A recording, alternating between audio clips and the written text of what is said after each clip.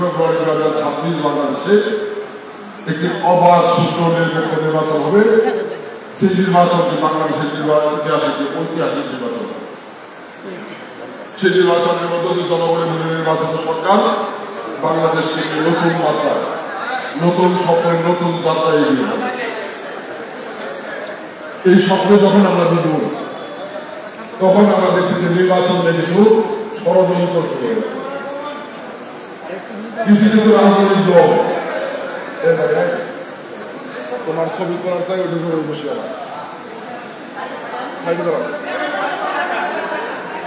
কিছু কিছু রাজনৈতিক দল যাদের নির্বাচনের বিজয়ী হওয়ার সম্ভাবনা নাই, তারা নির্বাচনকে বিলম্বিত বাধাগ্রস্ত করার জন্য নানা রকম কৌশল অবলম্বন করছে।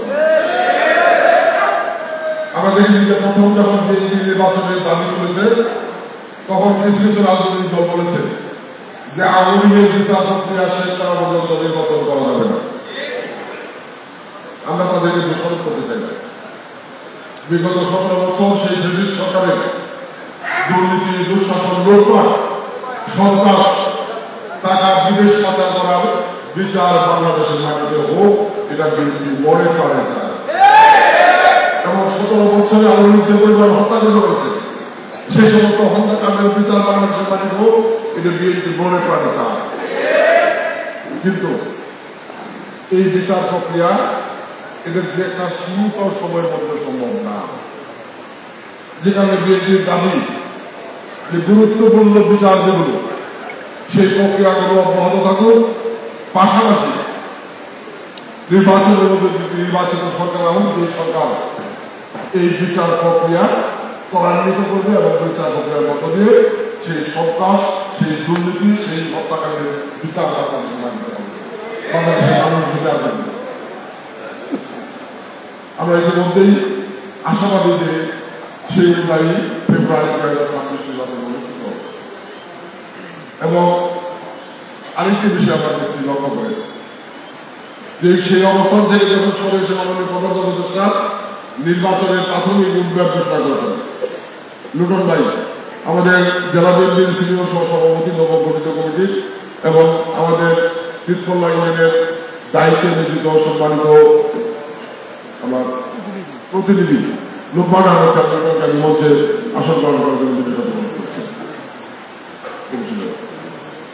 আমি মঞ্চে আসন গ্রহণ করার জন্য আহ্বান জানাচ্ছি বাংলাদেশ জাতীয়তাবাদী দল কেন্দ্রীয় সংসদের সম্মানিত সদস্য, সদর উপজেলার সাবেক ভাইস চেয়ারম্যান মাওলানা কাজী নসরুল রহমান।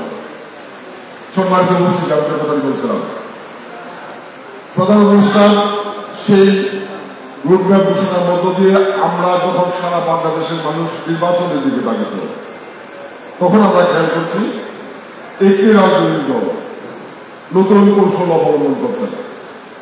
পিয়ার পদ্ধতি ছাড়া জাতীয় নির্বাচন করতে দেওয়া হবে না। আমি এখানে আমার জানাতে প্রায় 14 থেকে 15 নেতা উপস্থিত আছেন। আপনারা প্রায় সবাই নেতা, এতে কর্মী কিন্তু নাই আসছে। আমরা বিভিন্ন ইউনিটের দায়িত্ব নিয়োজিত নেতৃবৃন্দকে তারপরেও আমি যদি প্রশ্ন করি যে পিয়ার পদ্ধতি কি বলতে পারবেন? বেশিরভাগ বলতে পারবেন। বাংলাদেশের 97% মানুষ জানে না পিয়ার পদ্ধতি কি। আর সেই রাজনৈতিক বাংলাদেশ জামায়াত ইসলামী নতুন খেলায় মেতে উঠেছে যে পিয়ার পদ্ধতি ছাড়া নির্বাচন।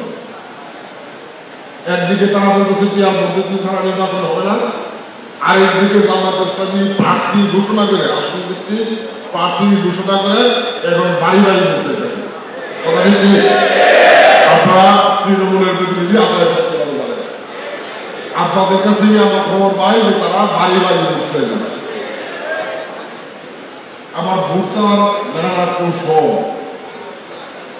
যে তাদের প্রতিকে ভোট দিলে বেহেশতের টিকিট পাওয়া যাবে, এরকম শুনি আমরা।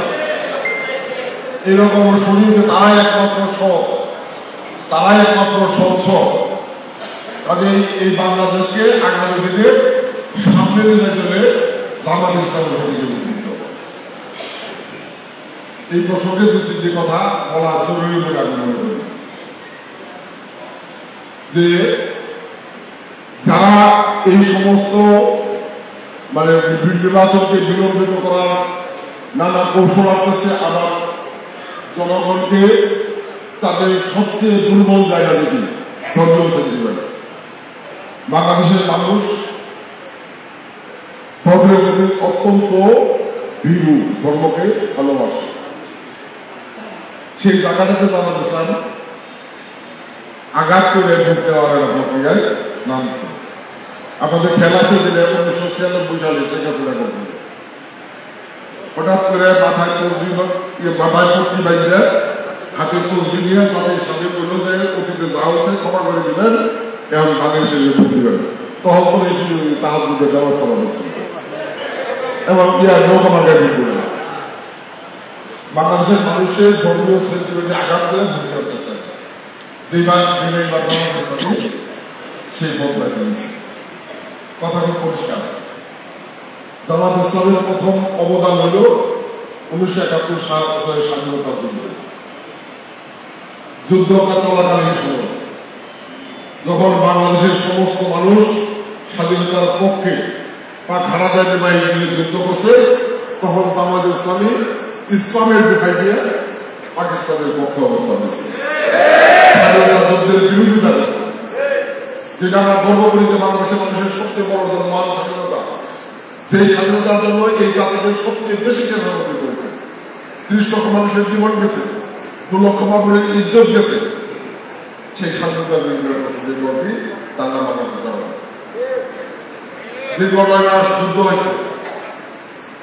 যারা সপক্ষে যুদ্ধ দেখছেন আপনাদের হয়তো খেয়াল আছে, যারা দেখেন নাই তারা ইতিহাস যারা শুনছেন তারা খেয়াল করে দেখবেন।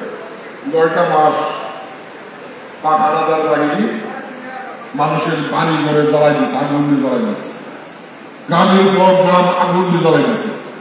যেখানে মুক্তিযোদ্ধারা অবস্থান নিচ্ছে সেখানে হামলা করছে, মুক্তিযোদ্ধাদেরকে গুলি করছে, শহীদ করছে, বাড়ি ঘরে আগুন। সর্বোপরি যে সমস্ত করে জোয়ান মেয়েরা থাকছে, সুন্দরী মেয়েরা থাকছে, তাদেরকে ধরে নিয়ে দর্শন করছে। কথা বলছে কথা কেনা? এই যে সুন্দরী মেয়েরা যে সমস্ত করে থাকছে, এই সুন্দরী মেয়েদের তথ্য সরবরাহ করছে পাক হানাদার বাহিনীর কাছে, যারা তাদের জামাত ইসলামী তারা তথ্য সরবরাহ করেছে যে বাড়িতে সুন্দরী মেয়ে আছে। অনেক বাড়ি থেকে তারা ওই মেয়েকে ধরে নিয়ে তখন ওই পাক হানাদার বাহিনীর মনোরঞ্জনের খোরাক তৈরি করছে, দালালি করছে। যারা দালালি করে আমাদের মা বোনদেরকে দর্শন করেছে তারা ইসলামের পক্ষে শক্তি হইতে পারে কখনোই ইসলাম তাদেরকে মেনে নিতে পারে না। তৃতীয় হইল যে সেই জামাত ইসলামে যারা মুক্তিযুদ্ধ করছে, কোন বাড়িতে মুক্তিযোদ্ধারা আশ্রয় দিচ্ছে, কোনখানে মুক্তিযোদ্ধারা মিটিং করতেছে, এই সমস্ত তথ্য তারা পাক হানাদারের কাছে সরবরাহ করছে এবং অনেক মুক্তিযোদ্ধাকে বাড়ি থেকে ধরে দিয়ে পাক হানাদার বাহিনীর হাতে তুলে দিচ্ছে। যারা এই স্বাধীনতা যুদ্ধের বিরোধিতা করবে, যারা স্বাধীনতা যুদ্ধকালীন সময় আমাদের মা বোনদেরকে পাক হানাদার বাহিনীদের দর্শনের সেই পরিণত মূল্য মা করে নিয়ে যায়, যারা মুক্তিযোদ্ধাদেরকে হত্যা করায়নি এবং সেই সমাজে অনেক বাড়ি করে তারা লুটপাট করছে, সেই লুটপাটকারী দর্শনকারী সেই দালাল রাজাকার বাঙালির জামাত ইসলামী কখনোই ইসলামের পক্ষের শক্তি হতে পারে না। আমাদের প্রিয় ইসলাম কখনোই এই সমস্ত অন্যায় অপকর্ম মেনে নিতে পারে না। তারা যদি যায় দাদা স্বচ্ছ জামাত ইসলামের মন্দিরে আপনার সামনে নিয়ে আসতে পারেন, এটা বিশ্বাস করার কোনো কারণ আছে? এবং সেই জায়গাতে সেই জায়গাটাতে আমাদের মা বোনদের দুর্বল হওয়ার সম্ভাবনা বেশি থাকে। মা বোনদের মনটা দুর্বল, একটু বুঝাইতে পারি তারা রাজি হয়ে যাবে। এবং মহিলাদের ভূমির ক্ষেত্রে একটা বিষয় আছে, আমি খেয়াল করছি না, যদি কোনো মহিলা একবার বলে যাবে ভোট দিব, হ্যাঁ স্বামী যদি তালা করে তার ঘরে ভোট দেবে,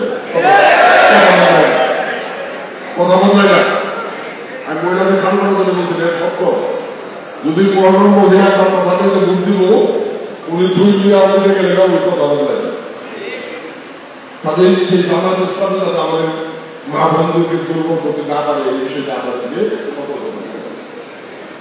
সাধারণ ভোটাররা তাদেরকে নিয়ে নানা রকমের বুদ্ধিজীবী করতেছে এই জায়গাটাতে আমাদের সতর্ক থাকতে হবে আমার কাছে গতকালকে তথ্য হলো যে রানাগাছা